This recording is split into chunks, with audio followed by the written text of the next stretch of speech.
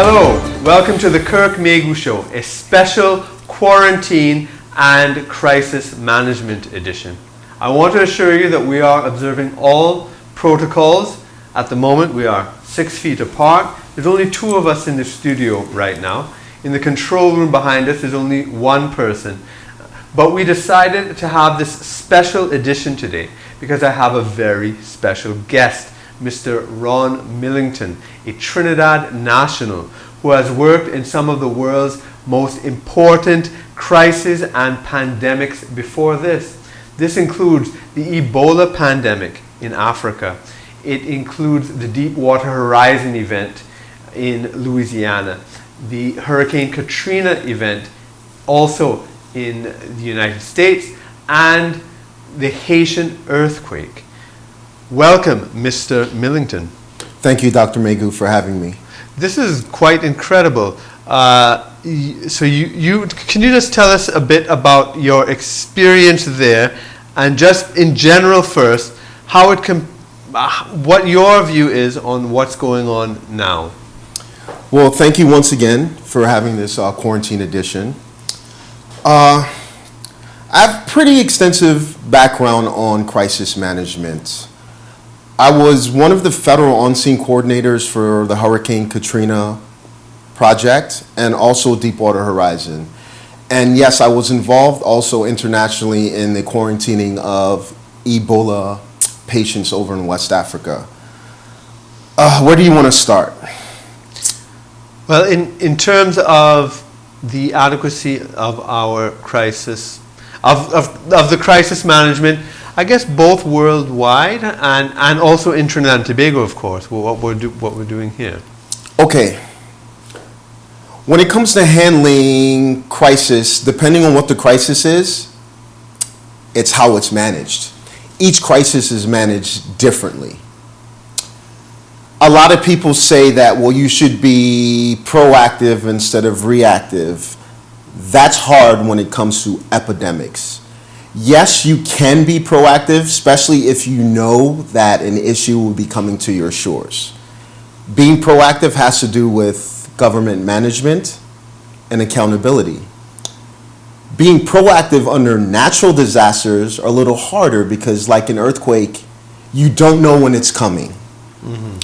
A hurricane, you can be a little bit proactive because you have time on your side because of meteorology, et cetera, et cetera. You're getting in current data before the storm actually hits the shore. Well, let me ask you, what are some of the things we should be looking out for? Given your experience in handling these major issues before, what are some of the events, perhaps, we should be looking out for, and do you think we are preparing ourselves adequately for that?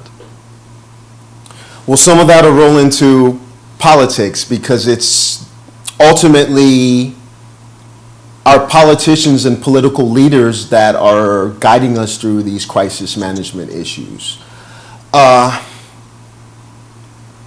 What bothers me, and I'm not picking on our great republic per se, but if we've had accountability and crisis management issues in the past, where does that leave us in our current situation?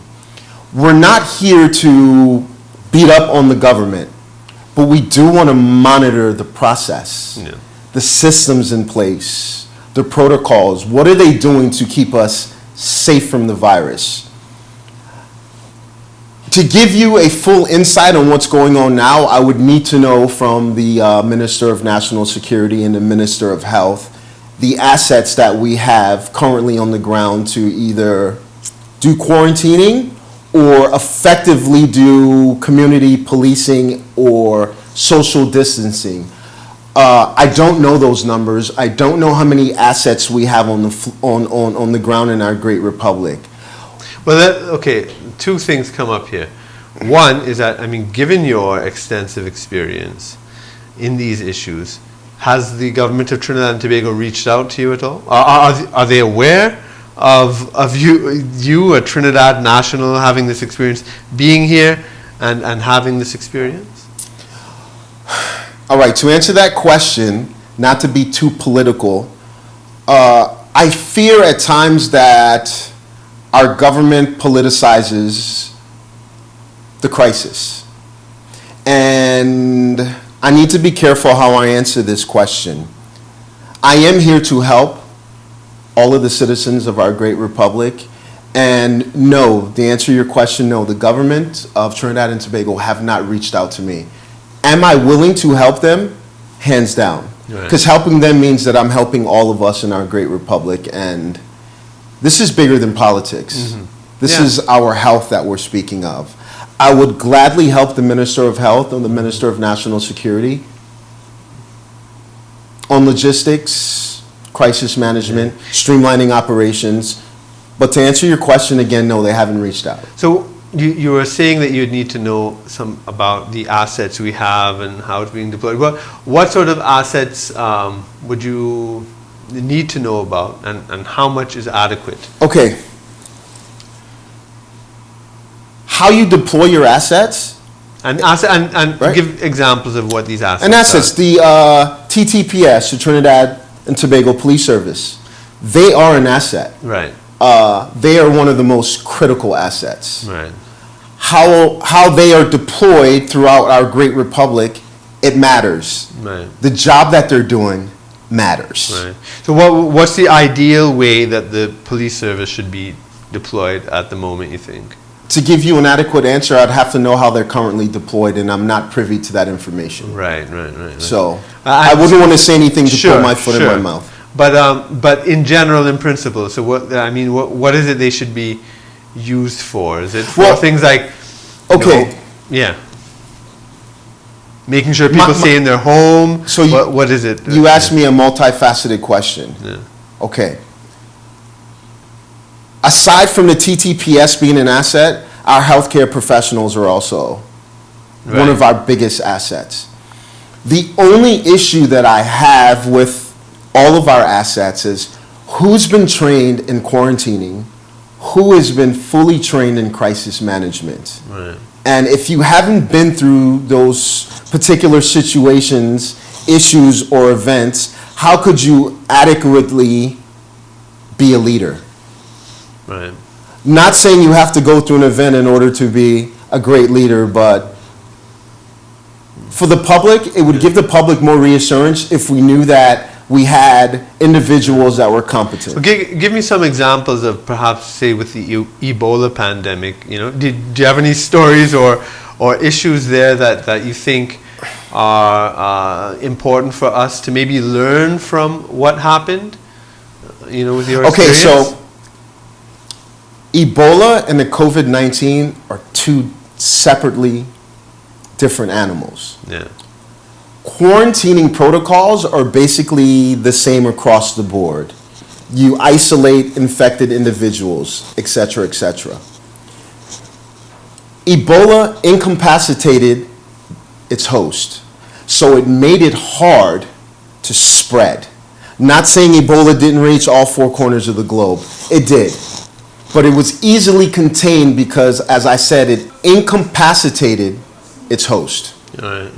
Well, we're going to have to stop to take a break right now, but I definitely want to return to talk about this and issues arising in crisis management that we could learn from your experience. So we're going to take a break right now, and just stay tuned and we'll be back. Thank you.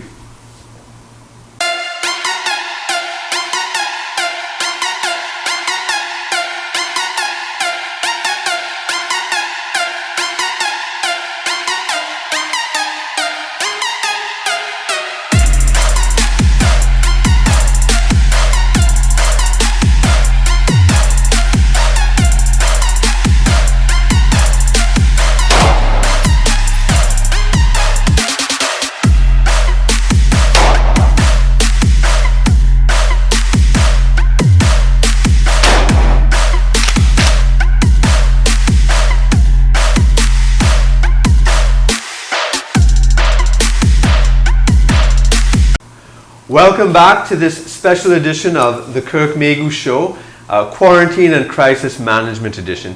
I'm joined in studio with Mr. Ron Millington, who has a Trinidad national with international experience in some of the most important crises in the world, including the Ebola crisis, the Haitian earthquake, the Deepwater Horizon event in Louisiana, and Hurricane Katrina. So Ron, when we left off, we were talking about assets and how they should be deployed given your experience. Do you want to continue elaborating on that? How should we be using our assets? Okay, as we well know, our great republic, we're not under a national lockdown. Right. We're also not under a state of emergency. So I think the big issue that's being brought up with our law enforcement and defense force asset is the rules, regulations, laws, and rights under our Constitution, what they can and cannot enforce. I want to just get some clarification on that. You said we are not under lockdown. I thought that the statements by the minister and the regulations put out, just having essential workers. That's all a matter of semantics and definition. Right. Correct me if I'm wrong. A state of emergency? Well, it's not a state of emergency. It's not a state of emergency, but a state of emergency is what we would call a traditional lockdown, right, which the powers of our military and police force is now altered. Right, exactly. Right? Exactly. This is considered a lockdown, but what enforcement does the military and law enforcement have? Right, so there's a gray area. There is a gray area. I heard the police commissioner use his words very carefully of enforcement powers that he has over the patrons of our great republic. Right. So it's voluntary. A lot of it is voluntary advisory, although there's some. I don't know the legal force behind the guidelines that the ministry has put out. So so there's this gray area, but we're expected to use our sense and etc. Yeah. Mm-hmm. And like I said earlier, our job in the media is not to beat up on the government, but it's to hold them accountable for their processes, systems, and protocols. So what are some of the things you experienced in the Ebola pandemic that might be relevant to what we are experiencing now? Okay, having qualified medical personnel that know how to handle quarantine issues. And when I mean quarantine, I also mean decontamination. How you leave an affected area is very important. How you enter an infected area is quite important. Right. Decontamination is also a big part of it. I haven't heard the Minister of Health or any of the health professionals talk about decontamination. What happens where you put an infected individual and now you leave that secured area or that secured room, or what we would call a controlled environment. Yeah. So when you leave a controlled environment, what are the protocols for decontaminating a healthy individual? Yeah. Because it's the healthy individuals we're worried about also getting contaminated and spreading it to the rest of the population. Yeah. Let's just say we have an area of a hospital in Trinidad where we're keeping infected patients. Right. What are the training from the health professionals when they leave a controlled area? Are they going home to their families? Are they staying in a quarantined area? I mean, these are questions that we don't know. Yeah. So what would you advise that they do? What's the international standard protocols that you? Well, every country does it differently based on the numbers. How many infected people? Are we quarantining them to a particular area wing in the hospital? Or are we quarantining them to a particular section in the city, area of country? Right. So, I mean, that's a big question. Are you reasonably confident that we do have these protocols in place? Only time could tell, Mr. Meighoo. Right. Only time could tell. Our numbers seem low right now, but you have to remember that numbers is a tricky thing. And it all has to do with how many tests you have administered, then based on that test, how many positive tests. Yeah. So, as I told you before, I'm not privy to all of that information, so I can only give you a generalized statement. Yeah, and your expertise is not necessarily in epidemiology or medicine, but it's more in terms of logistics and crisis management. Yes. So that means things like I suppose in Hurricane Katrina, with looting and crime and stuff, that might have been. Okay, you just touched on something. Yeah. All right. So when it comes when you're dealing with crisis management, Yeah. crime is a big issue depending on what the crisis is. Yeah. Deepwater Horizon, the oil spill, crime wasn't a big deal. Right. Cleaning up and dealing with the constituents, as in unemployment, health issues, that was a major concern. What did you have to do with unemployment and We'll get to that. Yeah. Hurricane Katrina, that was different because the entire infrastructure was down. Electricity, clean water, law enforcement. Right. When the entire government infrastructure is down, you have to worry about crime because there's nothing to police it at the time that the crisis is going on. Right. So what happens is in, let's say, our great republic, hopefully crime doesn't rise. Yeah. Because lockdown measures and protocols should also keep crime down. Right. Because you have less movement. But as I said, I'm not privy to how the Commissioner of Police or the Minister of National Security is handling the crime issue under the current COVID-19 situation. Right. So with Deepwater with the Deepwater Horizon. Deepwater Horizon issue, you were saying that there was an unemployment issue you had to deal with, which is I think similar to what we might be experiencing now. Is it or not? Well, I think that's your area of expertise, Yeah. economics. So I would actually have to ask you a question. How do you think this will hurt our great republic, our economics, us moving forward? Yeah, I mean, I think this is it goes beyond just our jurisdiction because this is something happening throughout the Western world in particular, except for Sweden, which is interesting. Brazil and Mexico, also Japan, they are not doing this kind of economic shutdown in the way that the rest of the Western world is. So it's, but in those richer countries, they, Well, Dr. Meighoo, I don't Yes. mean to cut you off.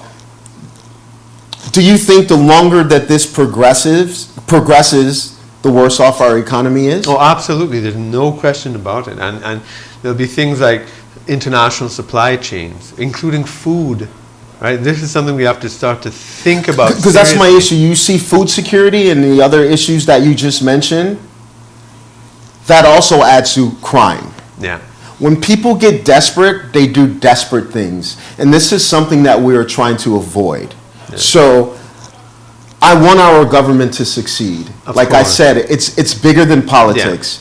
And we need all sides of the fence to come in and help out. I mean, our country needs it, and I think the voters in our country, the patrons, the constituents, whatever you may call them, they want us to do the best job that we could possibly do. Yeah, because I mean, listen, both of us are political. There's no question about that. But we have a system of politics and government. And so you have elections. So so during election time, that's when you fight it out politically. And right now, during a crisis, let the system of government work. Opposition has a role to play in that. Government has a role, but let the thing work. And we need to work. This is an exceptional circumstance. We need to work together in a spirit of national unity. Well, Dr. Meighoo, how do you think that the government is reacting to the COVID-19 crisis?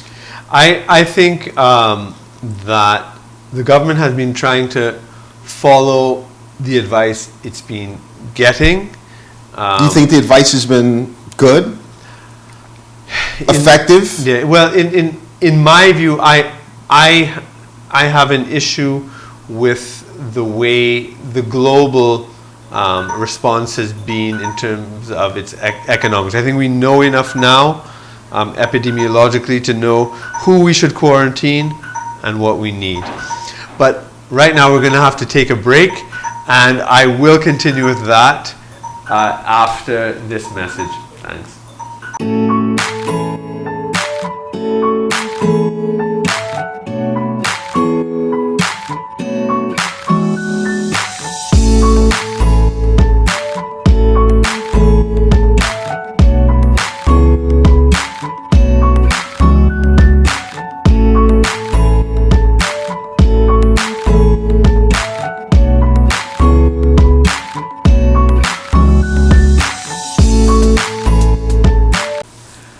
Okay, we're back. Thanks for staying with us on the Kirk Meighoo Show. This is a special quarantine and crisis management edition.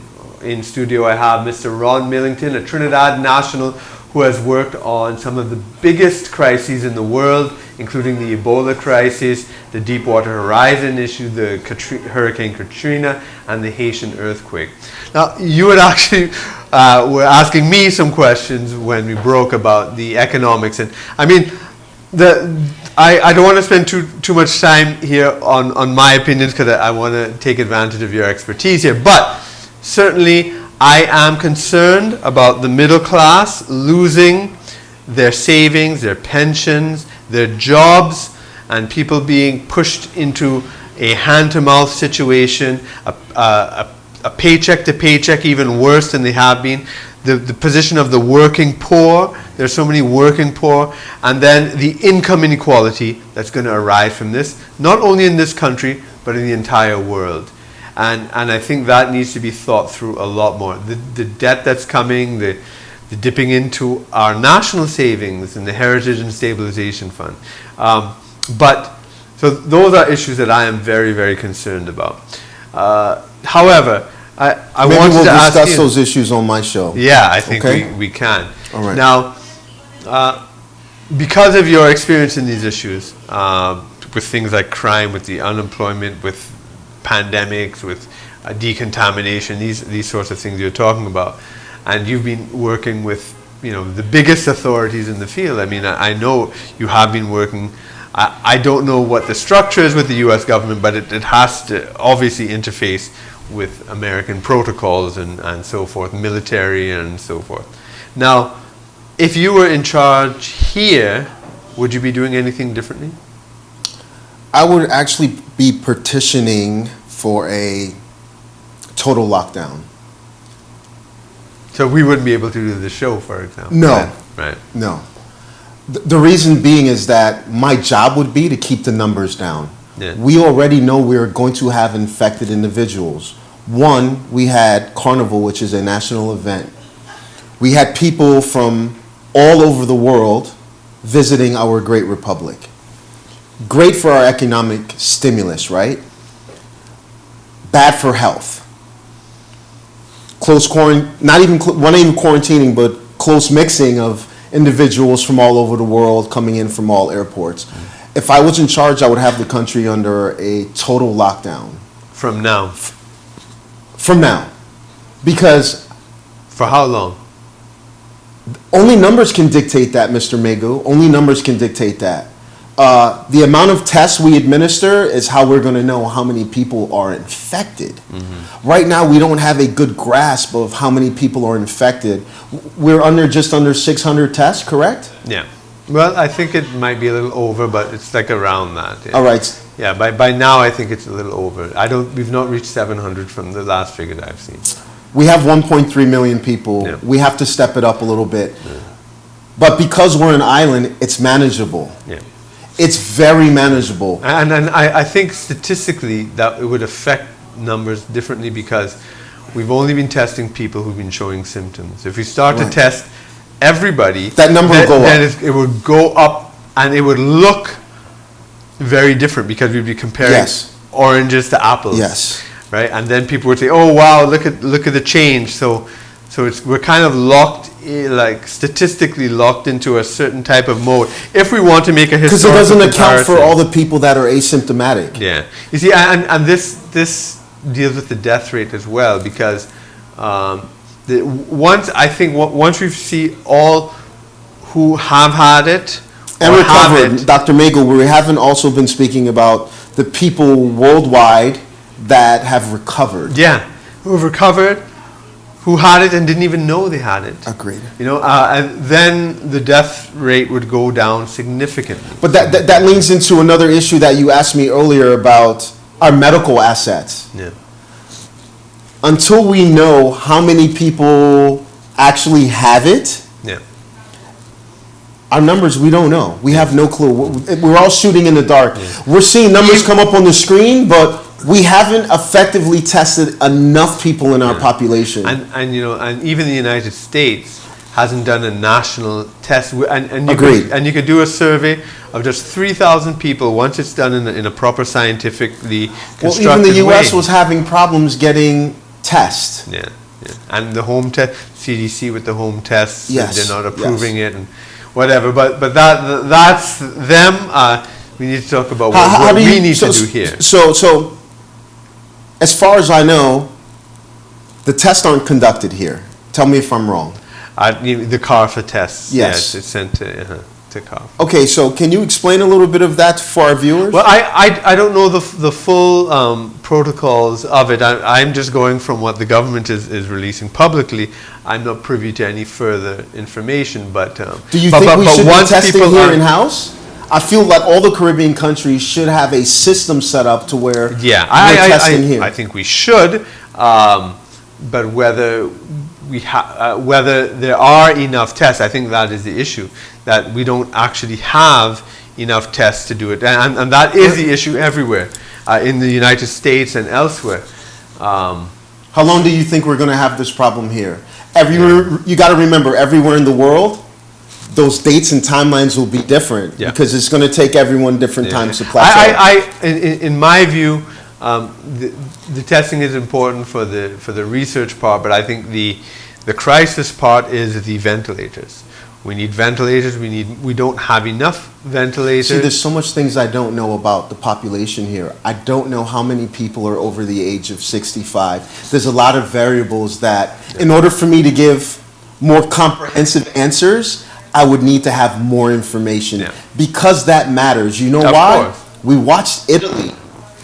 Those numbers mattered of how many people are over the age of 65. Yeah. And I think they're realizing that now in South Florida with all of the retirees. And even in New York, Right. The underlying conditions of the up to yesterday, the figures I was looking at, of the over 1,300 people that had died from the disease, only 14 had no pre-existing condition. So 99% of them had other issues, Right. and and they may statistically have died this season from other things, because that number, 1,300 deaths, is actually small in the total number of deaths that occur anyways during the season, from flus, from pneumonias, from tuberculosis, from diabetes, and all sorts of other things that they were already diagnosed with and had issues with. So we have these sort of things, and we need to care for our elderly population, for the people with pre-existing conditions, and we need to have ventilators on hand, because that is the issue. If those people if they do not have ventilators at hand right when they get to the hospital, that's when the death occurs. Otherwise, generally people are fine.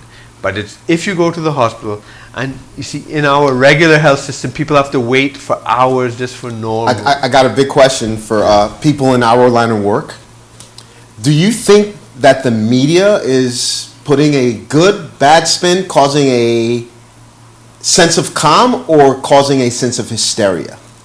The internet, I wouldn't necessarily blame our local media. It's the international media that's causing a hysteria. Fair enough. The international media. Sadly, I would have to agree with you. And people are, and the local people are just following, because unfortunately, on our part, we don't do enough thinking for ourselves. We just follow what other people say uncritically, particularly what the mainstream American media says, and we need to do a little bit more critical thinking of ourselves, like some other countries have been doing, but that's